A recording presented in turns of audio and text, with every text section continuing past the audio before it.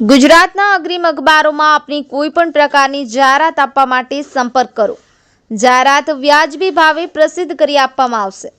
વડોદરામાં જીસીએએ રતનનું જતન એવોર્ડનું આયોજન કરવામાં આવ્યું, જેમાં કેટલી અલગ અલગ કેટેગરીના લોકોને સન્માનિત કરવામાં આવે છે. હાલમાં લોકો વિડીયોગ્રાફી અને ડાન્સ, ફની વિડીયો જેવું અલગ અલગ ટેલેન્ટ બતાવે છે અને એની રીલી બનાવી સોશિયલ મીડિયા પર ફેમસ થાય છે. જીસીએમએ આવા લોકોને સન્માનિત કરી એમના ટેલેન્ટની કદર કરે છે.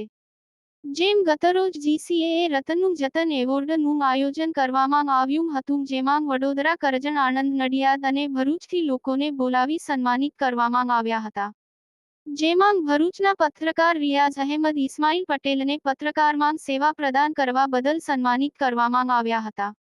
અશરફ મલેક, જેઓ ફની વિડીયો બનાવવામાં ઘણું એવું નામ કમાવ્યું છે, તેમને પણ સન્માનિત કરવામાં આવ્યા હતા.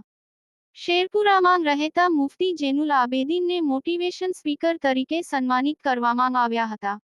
એમ ભરૂચના 3 લોકોનું જીસીએ એવોર્ડમાં સન્માન કરવામાં આવ્યું હતું. રિયાઝ પટેલ, અશરફ મલેક અને મુફ્તી જેનુલ આબેદીન જીસીએના ફાઉન્ડર અમિત પટેલનો આભાર વ્યક્ત કર્યો હતો.